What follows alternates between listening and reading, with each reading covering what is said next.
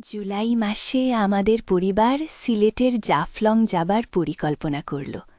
সেখানে একটা বিখ্যাত পাহাড় আছে, যার চূড়ায় উঠলে পুরো উপত্যকা দেখা যায়। শ্বশুরজি খুব উৎসাহী ছিলেন সেখানে যাওয়ার জন্য। বাকি সবাই হোটেলে থেকে গেল ক্লান্তির কারণে। শুধু আমি আর শ্বশুরজি সেই পাহাড়ে উঠলাম। 2 ঘন্টা ট্রেকিং করে চূড়ায় পৌঁছালাম সূর্যাস্তের ঠিক আগে। চারপাশের দৃশ্য অসাধারণ। সূর্য ডুবে যাচ্ছে পাহাড়ের পিছনে, কমলা রঙের আলো ছড়িয়ে আছে সব জায়গায়। আমি মুগ্ধ হয়ে দেখছিলাম।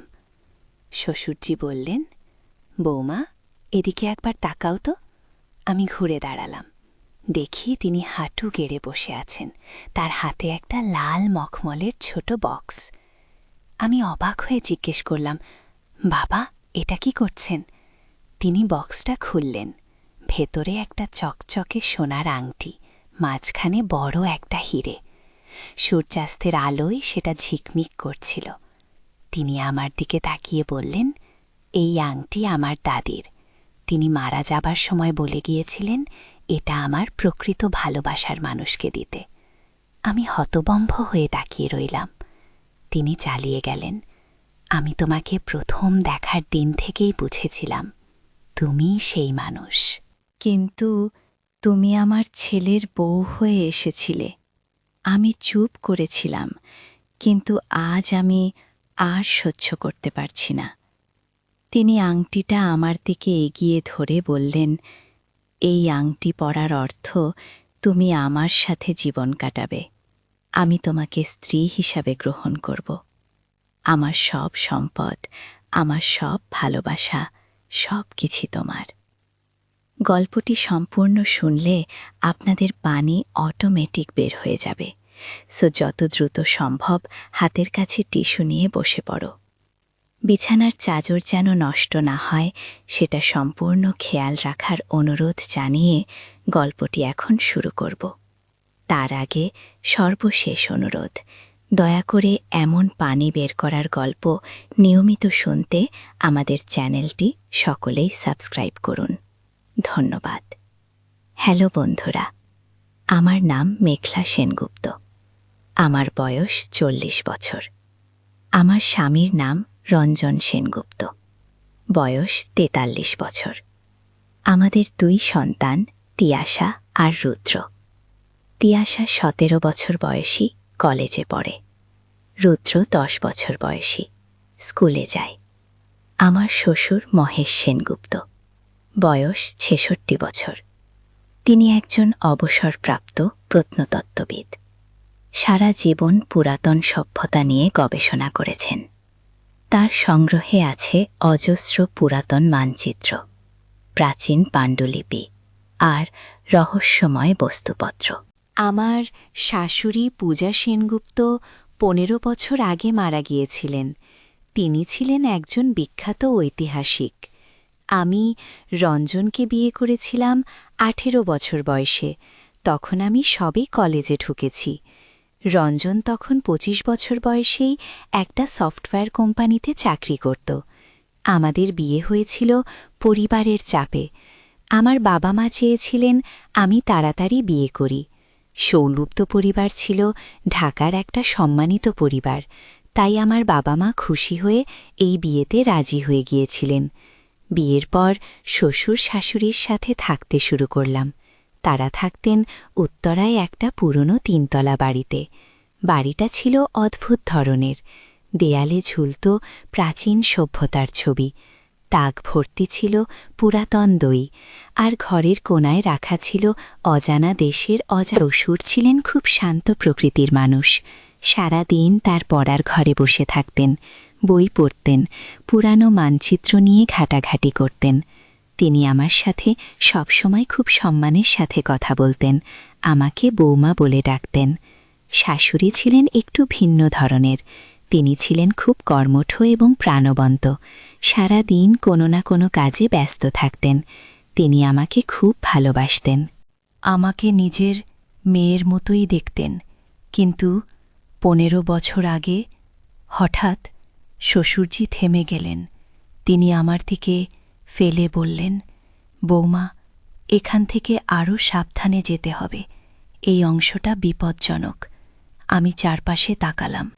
পাহাড়ের এই অংশটা খাড়া, পাথরগুলো পিচ্ছিল, একটু অসাবধান হলেই পা পিছলে যেতে পারে। আমরা ধীরে ধীরে উঠতে লাগলাম। শ্বশুরজি প্রতিটা পদক্ষেপ সাবধানে ফেলছিলেন, আমিও তার পথ অনুসরণ করছিলাম। আরও 1 ঘণ্টা পর আমরা পাহাড়ের মাঝামাঝি জায়গায় পৌঁছালাম। সেখানে একটা সমতল জায়গা। আমরা একটু বিশ্রাম নিলাম।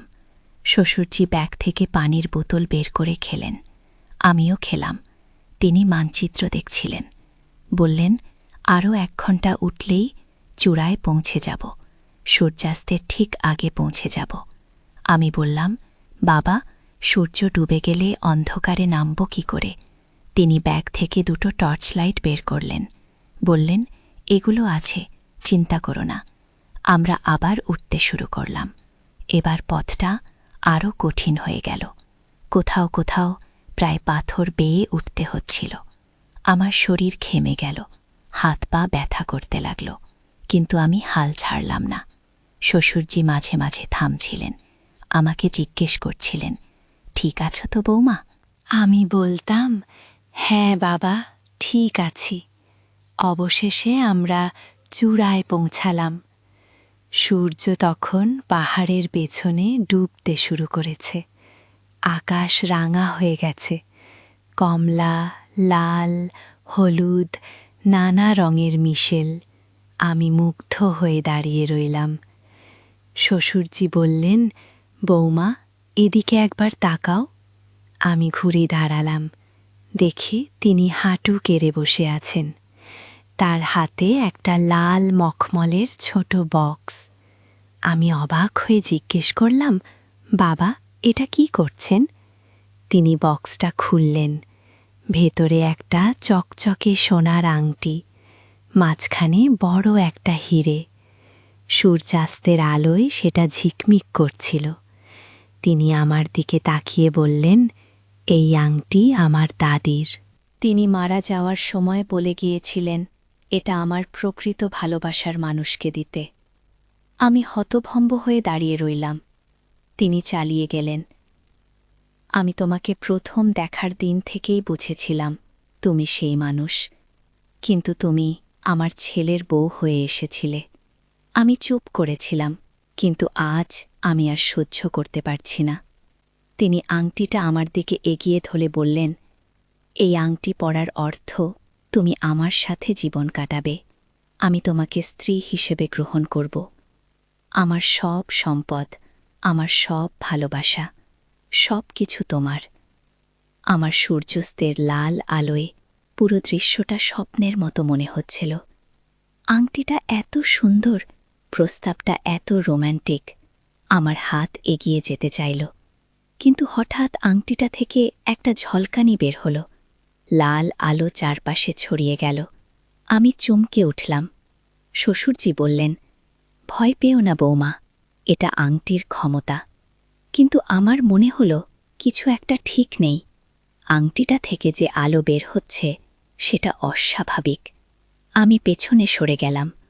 হঠাৎ শ্বশুরজির চেহারা পাল্টে গেল, তার চোখ লাল হয়ে গেল। তিনি হাসছিলেন, কিন্তু সেই হাসি খুব ভয়ঙ্কর লাগছিল। তিনি বললেন, তুমি কি জানো এই আংটি কি? এটা শুধু একটা সাধারণ আংটি নয়, এটা একটা অভিশপ্ত আংটি। যে এটা পরবে সে আমার নিয়ন্ত্রণে চলে আসবে চিরকালের জন্য। আমার গা শিউরে উঠল। আমি বললাম, বাবা, এসব কি বলছেন? উঠুন। তিনি বললেন, আমি তোমার শ্বশুর নই, আমি এই মন্দিরের রক্ষক। শতাব্দী ধরে আমি এখানে আছি। মাঝে মাঝে কেউ একজন এই পাহাড়ে আসে, আমি তাদের শরীর ধারণী আর আংটি দিয়ে নতুন কাউকে আমার সাথে বেঁধে ফেলি। আমার মাথা ঘুরতে লাগল, এটা কি সম্ভব? আমি স্বপ্ন দেখছি নাকি? তিনি আবার এগিয়ে এলেন, বললেন, তুমি পালাতে পারবে না, আংটি তোমাকে টানছে, তুমি আমার হয়ে যাবে। সত্যি আমার মনে হচ্ছিল আংটিটা আমাকে টানছে, আমার হাত এগিয়ে যেতে চাইছে। আমি নিজেকে সামলাতে পারছিলাম না। কিন্তু তখনই আমার মনে পড়ল তিয়াশা আর রুদ্রের কথা, আমার স্বামী রঞ্জনের কথা। তারা আমার জন্য অপেক্ষা করছে, আমি তাদের ছেড়ে যেতে পারি না। আমি জোর করে নিজেকে টেনে ধরলাম, বললাম, না, আমি এই আংটি পরব না, আমি আমার পরিবারের কাছে ফিরে যাব। সেই মুহূর্তে মন্দিরের দেয়াল থেকে একটা আলো বের হলো, একটা মহিলার ছায়ামূর্তি ভেসে উঠল। আমি চিনতে পারলাম এ আমার শাশুড়ি। শাশুড়ি বললেন, মেঘলা, ভয় পেরো না, আমি তোমাকে সাহায্য করব। আমি কাঁপতে কাঁপতে বললাম, মা, আপনি? তিনি বললেন, হ্যাঁ বৌমা, আমি 15 বছর আগে এখানে এসেছিলাম। মহেশ আমাকে নিয়ে এসেছিল। সেও তখন এই অশুভ আত্মার নিয়ন্ত্রণে ছিল। কিন্তু আমি আংটি পরিনি। আমি পালিয়ে যাবার চেষ্টা করেছিলাম, কিন্তু পাহাড় থেকে পড়ে গিয়ে আমার মৃত্যু হয়। আমার চোখে জল এলো। বললাম, তাহলে শ্বশুরজি? শাশুড়ি বললেন, ও আমার স্বামী নয়, ও একটা অশুভ শক্তি যে মহেশের শরীর দখল করে আছে। আমার মৃত্যুর পর মহেশ পাগল হয়ে গিয়েছিল, তখন এই আত্মা তার শরীরে ঢুকে গেছে। আমি বললাম, তাহলে রঞ্জন, তিয়াশা, রুদ্র, তারা কি জানে? শাশুড়ি বললেন, না, তারা কেউ জানে না। মহেশ সবার সামনে স্বাভাবিক আচরণ করে, কিন্তু ভেতরে ভেতরে সে একজন শিকার খুঁজছিল। তুমিই সেই শিকার। আমি ভয়ে কাঁপছিলাম। বললাম, আমি কি করব? শাশুড়ি বললেন, আংটিটা ধ্বংস করতে হবে, এটাই একমাত্র উপায়। আংটি ধ্বংস হলে সব অভিশাপ শেষ হবে, মহেশও মুক্তি পাবে। আমি বললাম, কিভাবে ধ্বংস করব? শাশুড়ি বললেন, আংটিটা বেদির মাঝে রেখে আগুন জ্বালাতে হবে, তবে যে আগুন জ্বালাবে তাকে নিজের রক্ত দিতে হবে। আমি বললাম, আমি করব। শাশুড়ি বললেন, না বৌমা, এটা বিপজ্জনক, তুমি মরে যেতে পারো। আমি বললাম, তবু আমাকে চেষ্টা করতে হবে, আমি আমার পরিবারকে বাঁচাতে চাই। আমি সেই অশুভ শক্তির দিকে তাকালাম। সে এখনও হাঁটু গেড়ে বসে আছে আংটি হাতে, কিন্তু এখন তার চেহারা বদলে গেছে। সে আর আমার শ্বশুর নয়, সে একটা ভয়ঙ্কর অশুভ আত্মা। আমি দৌড়ে তার কাছে গেলাম, হঠাৎ করে আংটিটা তার হাত থেকে কেড়ে নিলাম। সে চিৎকার করে উঠল, চারপাশে ঝড় উঠল, পাথর উঠতে লাগল। আমি দৌড়ে মন্দিরের ভেতরে গেলাম, বেদির সামনে দাঁড়ালাম, আংটিটা বেদির উপর রাখলাম, ব্যাগ থেকে একটা দেয়াশলাই বের করলাম, কিন্তু আগুন জ্বালানোর জন্য কিছু চাই। আমি চারপাশে দেখলাম, মেঝেতে শুকনো ঘাস আর ডালপালা পড়ে আছে, সেগুলো জড় করে বেদির কারপাশে রাখলাম। তারপর আমার হাতের আঙুল দিয়ে পাথরে আঘাত করলাম, রক্ত বের হলো, শল্যক্ত ঘাসের উপর ফেলে দিলাম, দিয়াশলাই জ্বালালাম, ঘাসে আগুন ধরল, আগুন ধীরে ধীরে বাড়তে লাগলো, আংটিটা আগুনে পড়ল। হঠাৎ একটা বিকট শব্দ হলো, আংটি থেকে ধোঁয়া বের হতে লাগলো, লাল আলো চারপাশে ছড়িয়ে গেল।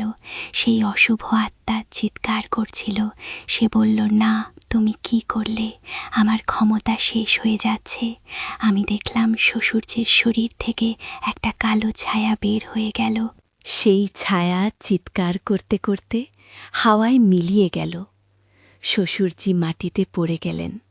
আমি দৌড়ে তার কাছে গেলাম, তাকে কোলে তুলে নিলাম, বললাম, বাবা, বাবা। তিনি চোখ খুললেন, তার চোখ এখন স্বাভাবিক। তিনি আমার দিকে তাকিয়ে বললেন, বৌমা, আমি কোথায়? আমি বললাম, আপনি পাহাড়ে আছেন বাবা, সব ঠিক হয়ে গেছে।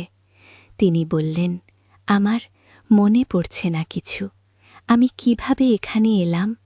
আমি তাকে সব কিছু বললাম, কিভাবে একটা অশুভ আত্মা তার শরীর দখল করেছিল, কিভাবে সেই আংটি ছিল অভিশপ্ত, কিভাবে আমি সেই অভিশাপ ভেঙে দিলাম।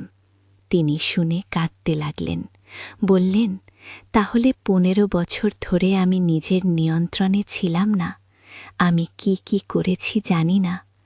আমি তাকে সান্ত্বনা দিলাম, বললাম, আপনি কিছু করেননি বাবা।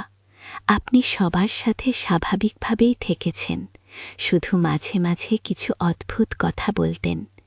তিনি বললেন, পূজা, তোমার শাশুড়ি, সেও কি এই কারণে মারা গিয়েছিল? আমি মাথা নাড়লাম, বললাম, হ্যাঁ বাবা, কিন্তু তার আত্মা আজ আমাকে সাহায্য করেছে। শ্বশুরজি বললেন, আমি তাকে বাঁচাতে পারিনি, আমি একজন ব্যর্থ স্বামী। আমি বললাম, না বাবা, আপনি ব্যর্থ নন, আপনি নিয়ন্ত্রণে ছিলেন না, কিন্তু এখন সব ঠিক হয়ে গেছে। হঠাৎ শাশুড়ির ছায়ামূর্তি আবার ভেসে উঠল।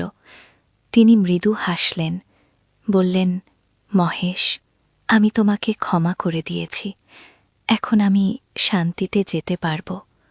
মেঘলা, তোমাকে অনেক ধন্যবাদ, তুমি আমার পরিবারকে বাঁচিয়েছ।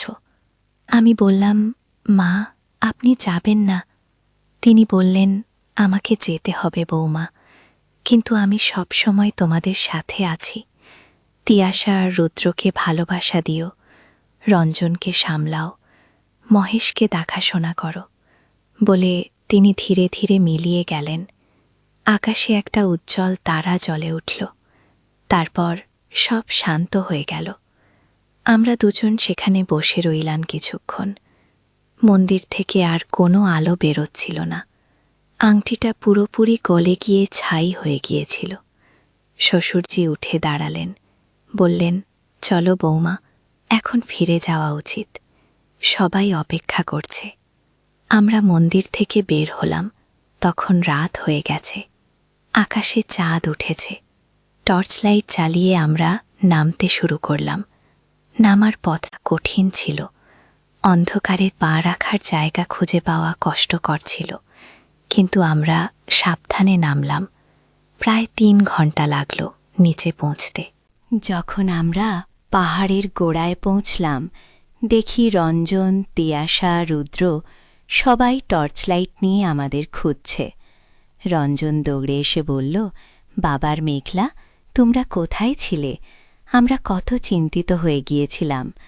তিয়াশা কাঁদতে কাঁদতে আমাকে জড়িয়ে ধরল, বলল, মা, তুমি ফিরে এসেছ। রুদ্র শ্বশুরজির হাত ধরে বলল, দাদু, আপনি ঠিক আছেন তো? শ্বশুরজি হাসলেন, বললেন, হ্যাঁ বাবা, আমি ঠিক আছি, আমরা একটু দেরি হয়ে গিয়েছিল, পথ খুঁজতে পেতে সময় লেগেছিল। আমরা হোটেলে ফিরে গেলাম। সবাই ক্লান্ত হয়ে পড়েছিল। রাতের খাবার খেয়ে সবাই ঘুমিয়ে পড়ল। পরের দিন সকালে আমরা ঢাকায় ফিরে এলাম। বাড়িতে পৌঁছে সবাই স্বাভাবিক জীবনে ফিরে গেল। তিয়াশা কলেজে গেল, রুদ্র স্কুলে গেল, রঞ্জন অফিসে গেল। শ্বশুরজি কিন্তু পাল্টে গিয়েছিলেন। তিনি আর আগের মতো নীরব থাকতেন না। তিনি এখন আমাদের সবার সাথে সময় কাটাতেন। তিয়াশা রুদ্রকে নিয়ে খেলতেন, রঞ্জনের সাথে গল্প করতেন, আমাকে রান্নাঘরে সাহায্য করতেন। একদিন রঞ্জন আমাকে জিজ্ঞেস করল, মেঘলা, বাবার কি হয়েছে? উনি হঠাৎ এত পাল্টে গেলেন কেন? আমি হেসে বললাম, হয়তো ওই ট্যুরটা ওনার ভালো লেগেছে। প্রকৃতির মাঝে থেকে উনি নতুন করে জীবনকে দেখছেন। রঞ্জন বলল, যাই হোক, আমি খুশি। বাবা এতদিন পর হাসছেন, আমাদের সাথে সময় কাটাচ্ছেন। আমিও খুশি ছিলাম। আমি জানতাম সত্যিটা, কিন্তু আমি কাউকে বলিনি। এটা আমার আর শ্বশুরজির মধ্যে একটা গোপন রহস্য হয়ে রইল। একদিন সন্ধ্যায় শ্বশুরজি আমাকে তার ঘরে ডাকলেন। আমি গেলাম। তিনি বললেন, বৌমা বসো। আমি বসলাম। তিনি বললেন, আমি তোমাকে কৃতজ্ঞতা জানাতে চাই। তুমি না থাকলে আমি হয়তো চিরকাল সেই অশুভ শক্তির দাস হয়ে থাকতাম। তুমি আমাকে মুক্তি দিয়েছ। আমি বললাম, বাবা, এসব বলবেন, আপনি আমার শ্বশুর, আপনাকে বাঁচানো আমার কর্তব্য। তিনি বললেন, না বৌমা, এটা কর্তব্যের চেয়ে বেশি কিছু। তুমি তোমার জীবন ঝুঁকিতে ফেলেছিলে, তুমি খুব সাহসী। তিনি টেবিল থেকে একটা ছোট বাক্স তুলে নিলেন, বললেন, এটা তোমার জন্য। আমি বাক্সটা খুললাম। ভেতরে একটা সুন্দর সোনার চেন, তাতে একটা ছোট লকেট। লকেটে খোদাই করা ছিল বীরত্বের জন্য। আমি বললাম, বাবা, এটা খুব সুন্দর। তিনি বললেন, এটা তোমার শাশুড়ির শরীর ছিল, তিনিও খুব সাহসী ছিলেন। আমি চাই তুমি এটা রাখো। আমি চেনটা পরলাম, বললাম, ধন্যবাদ বাবা। তিনি হাসলেন, বললেন, এখন আমাদের জীবন নতুন করে শুরু হয়েছে। পুরনো অভিশাপ শেষ হয়ে গেছে, এখন আমরা শান্তিতে থাকব। সেই রাতে আমি বিছানায় শুয়ে অনেক চিন্তা করলাম। কি অদ্ভুত একটা অভিজ্ঞতা হয়ে গেল। আমি কখনো ভাবিনি যে আমার জীবনে এমন কিছু ঘটবে। আমি ভাবলাম সেই পাহাড়ের কথা, সেই অভিশাপ্ত আংটির কথা, সেই অশুভ শক্তির কথা। সব যেন একটা দুঃস্বপ্নের মতো। কিন্তু এটা দুঃস্বপ্ন ছিল না, এটা সত্যি ছিল। আমি সেই অভিশাপ ভেঙে দিয়েছিলাম। আমি আমার পরিবারকে বাঁচিয়েছিলাম। রঞ্জন পাশে শুয়ে ঘুমোচ্ছিল। আমি তার দিকে তাকালাম। তিয়াশা, রুদ্রের কথা ভাবলাম, শ্বশুরজির কথা ভাবলাম। আমার পরিবার এখন নিরাপদ। আমি চোখ বন্ধ করলাম, ঘুমিয়ে পড়লাম। স্বপ্নে দেখলাম শাশুড়ি হাসছেন। তিনি বলছেন, ভালো করেছ বৌমা, তুমি আমার গর্ব। সকালে ঘুম ভাঙল রুদ্রের ডাকে। সে বলছিল, মা উঠো, স্কুলে যেতে হবে। আমি উঠলাম, ঘরের বাইরে গেলাম। দেখি শ্বশুরজি রান্নাঘরে চা বানাচ্ছেন।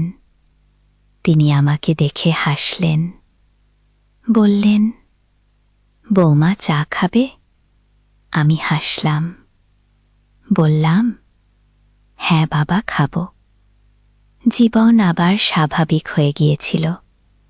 কিন্তু এখন এই স্বাভাবিক জীবনটা আমার কাছে অনেক বেশি মূল্যবান মনে হচ্ছিল। কারণ আমি জানতাম যে এই শান্তিটা পাওয়ার জন্য আমাকে কত কঠিন লড়াই করতে হয়েছে। 3 মাস পার হয়ে গেল, সবকিছু ঠিকঠাক চলছিল। কিন্তু একদিন একটা অদ্ভুত ঘটনা ঘটল। আমি বাজার থেকে ফিরছিলাম। রাস্তায় একজন বৃদ্ধ লোক আমার সামনে দাঁড়ালো। তিনি বললেন, আপনি কি মেখলা সেনগুপ্ত? আমি অবাক হয়ে বললাম, হ্যাঁ, আমি মেখলা। কিন্তু আপনি? তিনি বললেন, আমার নাম করিম। আমি জাফলং গাইড ছিলাম। আপনি আমাকে চিনবেন না, কিন্তু আমি আপনাকে চিনি।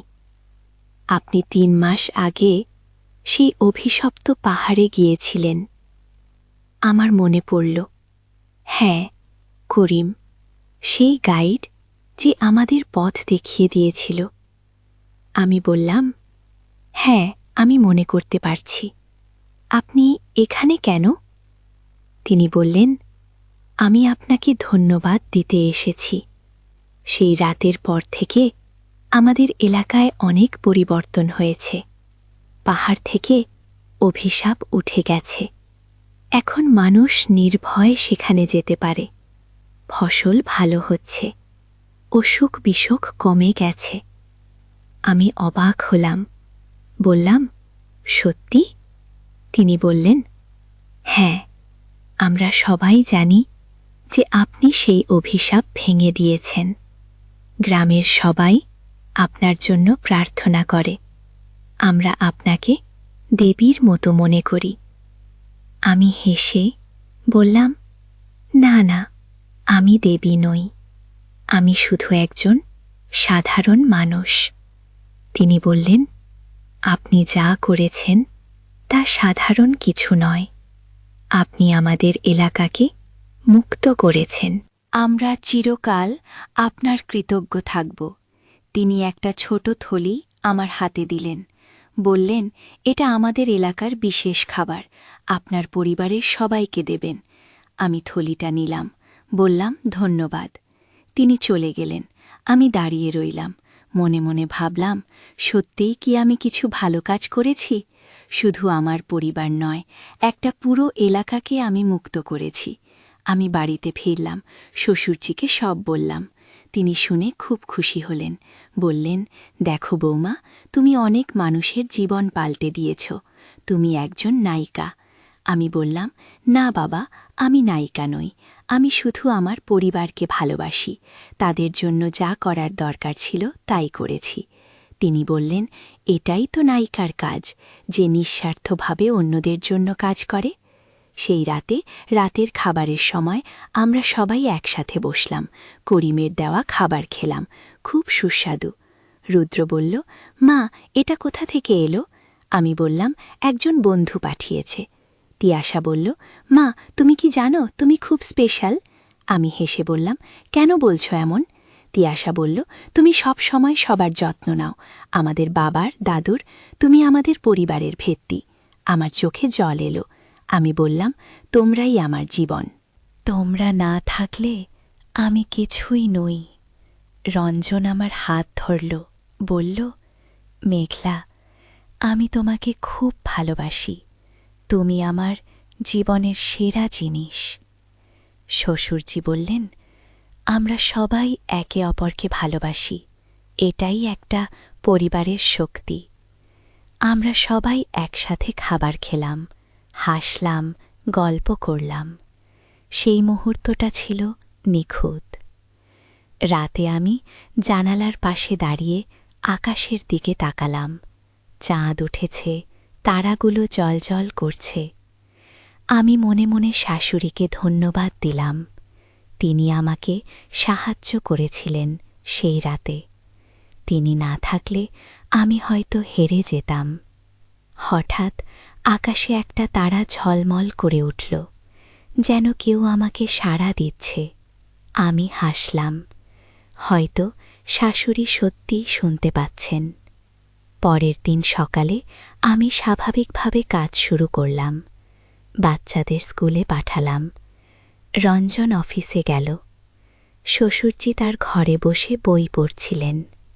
আমি রান্নাঘরে গেলাম, দুপুরের খাবো তৈরি করতে লাগলাম। রান্না করতে করতে আমি সেই পাহাড়ের কথা ভাবছিলাম, সেই অভিশপ্ত মন্দির, সেই আংটি, সেই অশুভ শক্তি, সব এখন শেষ হয়ে গেছে, কিন্তু সেই অভিজ্ঞতা আমার জীবনে চিরকাল থেকে যাবে। আমি শিখেছি যে ভালোবাসা সবচেয়ে বড় শক্তি। আমার পরিবারের প্রতি ভালোবাসাই আমাকে সেই কঠিন লড়াইয়ে জিততে সাহায্য করেছিল। আমি আরও শিখেছি যে অন্ধকার যতই শক্তিশালী হোক না কেন, আলো সবসময় জয়ী হয়, সত্য সবসময় মিথ্যেকে হারায়, ভালো সবসময় মন্দকে পরাজিত করে। দুপুরে খাবার রেডি হলো। আমি সবাইকে ডাকলাম, আমরা একসাথে খেলাম। খাবার সময় রঞ্জন বলল, মেঘলা, আজ অফিসে একটা মজার ঘটনা ঘটল। আমি বললাম, কি হয়েছিল? রঞ্জন বলল, আমার বস আমাকে প্রমোশন দিয়েছে, এখন আমি সিনিয়র ম্যানেজার। আমরা সবাই খুশি হলাম। তিয়াশা বলল, ওয়াও বাবা, কংগ্র্যাচুলেশনস। রুদ্র বলল, বাবা, এখন তুমি আরও টাকা পাবে? রঞ্জন হেসে বলল, হ্যাঁ বাবা, আরও টাকা পাব, আমরা সবাই মিলে সেলিব্রেশন করব। শ্বশুরজি বললেন, খুব ভালো খবর, আমি গর্বিত তোমায় নিয়ে। আমি হাসলাম, বললাম, আমি শুধু আমার কর্তব্য পালন করেছি। তারা বললেন, তুমি আমাদের নায়িকা, আমরা তোমার জন্য গর্বিত। হঠাৎ আমার ঘুম ভাঙল। সকাল হয়ে গেছে, সূর্যের আলো ঘরে ঢুকছে, পাখিরা গান গাইছে। আমি উঠলাম, জানালা খুললাম। বাইরে সুন্দর সকাল, আকাশ নীল, বাতাসে ফুলের গন্ধ। আমি গভীর শ্বাস নিলাম, মনে মনে বললাম, আজ একটা নতুন দিন। একটা হার্ট অ্যাটাকেই তিনি মারা যান। সেই থেকে শ্বশুরজি আরও নীরব হয়ে গেলেন। শাশুড়ির মৃত্যুর পর শ্বশুরজি আরও বেশি করে তার গবেষণায় ডুবে গেলেন। প্রায় পুরো সময়টা কাটাতেন তার পড়ার ঘরে। সেই ঘরে আমাদের প্রবেশ নিষেধ ছিল। শুধুমাত্র তিনি নিজে ওই ঘরে ঢুকতে পারতেন। এমনকি রঞ্জনও সেই ঘরে খুব একটা যেত না। আমার জীবন চলছিল খুব সাধারণভাবে। সকালে উঠে বাচ্চাদের স্কুলে পাঠানো, ঘরের কাজ করা, রান্না করা, বিকেলে বাচ্চাদের পড়াশোনায় সাহায্য করা। রঞ্জন সকাল 9টায় অফিসে যেত, রাত 8টায় ফিরত। সব কিছু ছিল নিয়ম মাফিক। কিন্তু 2 মাস আগে একটা অদ্ভুত ঘটনা ঘটল। শ্বশুরজি হঠাৎ একদিন আমাকে তার পড়ার ঘরে ডাকলেন। আমি খুব অবাক হলাম। এতদিন পর তিনি প্রথমবার আমাকে সেই ঘরে ডাকলেন। আমি ঘরে ঢুকে দেখি চারিপাশে বই আর কাগজের স্তূপ। দেয়ালে ঝুলছে পুরাতন মানচিত্র। টেবিলে ছড়িয়ে আছে অনেক পাণ্ডুলিপি। শ্বশুরজি চেয়ালে বসেছিলেন। তার চোখে একটা অদ্ভুত উত্তেজনা। তিনি বললেন, বৌমা, বসো। আমি তোমার সাথে একটা গুরুত্বপূর্ণ কথা বলবো। আমি বসলাম। তিনি একটা পুরাতন চাংড়ার খাতা হাতে তুলে নিলেন। খাতাটা দেখতে খুব পুরনো, চামড়া শুকিয়ে গিয়েছে, পাতাগুলো হলদে হয়ে গেছে। তিনি বললেন, এই খাতাটা আমার দাদার। তিনি একজন বিখ্যাত অভিযাত্রী ছিলেন। সারা পৃথিবী ঘুরে বেরিয়েছেন। এই খাতায় তিনি তার সব অভিযানের বিবরণ লিখে রেখেছিলেন। তিনি খাতাটা খুললেন। ভেতরে সুন্দর হাতের লেখা আর অনেক ছবি আঁকা। পাহাড়, জঙ্গল, নদী, গুহা, নানা রকম ছবি। তিনি একটা পাতা খুলে দেখালেন। সেখানে আঁকা ছিল একটা পাহাড়ের ছবি। পাহাড়টা দেখতে খুব উঁচু, চূড়ায় একটা মন্দিরের মতো কিছু। তিনি বললেন, এই পাহাড়টা আছে সিলেটের জাফলং এলাকায়। স্থানীয়রা এটাকে বলে অভিশপ্ত পাহাড়। কেউ এই পাহাড়ে উঠতে সাহস করে না। আমি জিজ্ঞেস করলাম, কেন? কি আছে সেখানে? তিনি বললেন, আমার দাদা এই পাহাড়ে গিয়েছিলেন 1932 সালে। তিনি চূড়ায় একটা প্রাচীন মন্দির খুঁজে পেয়েছিলেন। সেই মন্দিরে একটা রহস্যময়ী আংটি ছিল, সোনার তৈরি, মাঝখানে একটা লাল রত্ন। খাতায় লেখা আছে সেই আংটিতে অদ্ভুত ক্ষমতা আছে। আমি হাসলাম, বললাম, বাবা, এসব তো গল্প কাহিনী, বাস্তবে তো এমন কিছু হয় না। তিনি গম্ভীর মুখে বললেন, আমিও তাই ভাবতাম।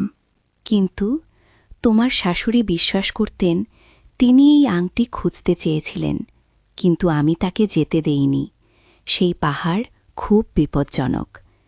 তিনি একটা নিঃশ্বাস ফেললেন, তারপর বললেন, তোমার শাশুড়ি মারা যাওয়ার আগে আমাকে প্রতিজ্ঞা করিয়েছিলেন যে আমি সেই আংটি খুঁজে বের করব।